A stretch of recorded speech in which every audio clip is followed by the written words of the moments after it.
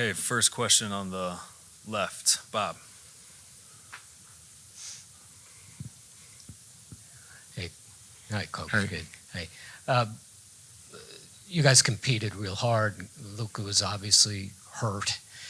Did you get the sense that it was the Celtics' time? I mean, they were together for 7 years, and they kind of what you will want to keep building toward with this predominantly young group. Yeah, I think when you look at their journey for 7 years, there's been ups, there's been learning, experiences for them with winning and losing. And so, understanding for us, we've been together for 5 months, some of us. So this is, a really, positive journey that we've been on here. And we'll look at what we can do as we get to the finals. Just understanding we have to play our best basketball. Unfortunately, Boston was better than us in this series, and they won the championship. Middle, Dwayne. Dwayne Price, Maps.com. Jason, was there anything in particular that the Celtics did on the defensive end to slow down your offense? Yeah, we had some great looks there that just didn't go down for us. Kai has a layup that rims in and out. PJ had great looks, just wasn't our night, offensively. Tim McMahon, ESPN. Jason, when you look at what needs to happen for you guys to be able to get over that last hurdle, what are things that stand out to you as far as how you can get to that, take that next step? Well, I think the first step was just to be in it. I think that's a big thing. A lot of us, when I say a lot of us, excluding the people in the locker room, didn't have us here. And so to be able to start the playoffs in LA, to start the playoffs in Oklahoma, to start the playoffs in Minnesota, to understand that that's not easy to do. And I thought the group did a great job. Yes, we lost 4-1, but I thought the group fought against the Celtics, and just unfortunately we just couldn't make shots when we had to, or we turned the ball over, and they took full advantage of that. And so there's a lot of positives in this run that we were on during the playoffs, but also since March we've been playing basketball at a high level. So when we go back to look at some of the stuff, what we can continue to build on and what we can get better at. First row on the right, Brad. Brad Townsend, Dallas Morning News. Speaking of building, you've talked about building a culture here in 3 years, conference finals, NBA finals.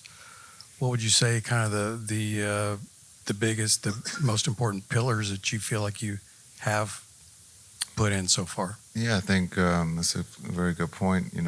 First year we lose to Golden State, who becomes the world champs.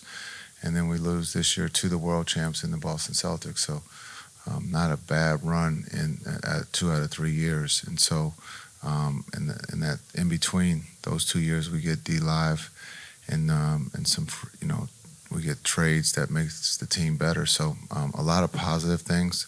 We're a young team.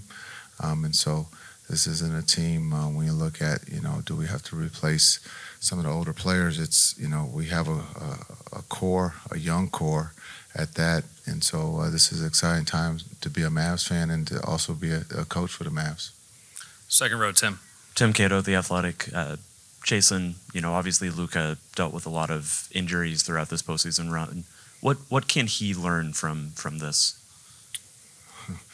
Well, he's one of the best players in the world. And so I think the biggest thing for him is that we all, would like to be healthy, but there's going to be bumps and bruises along the way. And so for him at the age of 25 to get to the finals, to be playing his basketball at the level that he's playing is now is just, being consistent. And I think we all would say he led the league in scoring.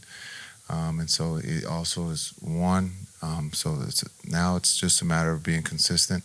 And again, always being in the talk for MVP, because when you have one of the best players in the world, you should be always fighting for a championship. Last row, Howard. Howard Beck from The Ringer. Jason Beck here. Yeah. You touched on a couple of these things, but obviously you're a pretty young team and built around a 25-year-old star. You've got guys who just arrived, as you mentioned, a few months ago.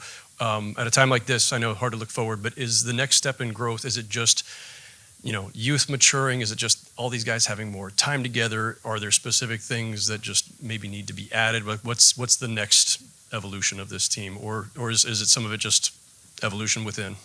Yeah, I think it's just time. Being able to go through it, to get to know each other a little bit better on the court and off the court. And so I think it's the more time that these guys are around each other, the better they're going to be next year. Again, 5 months without a training camp. This season started in Abu Dhabi, and it has been going on for a long time.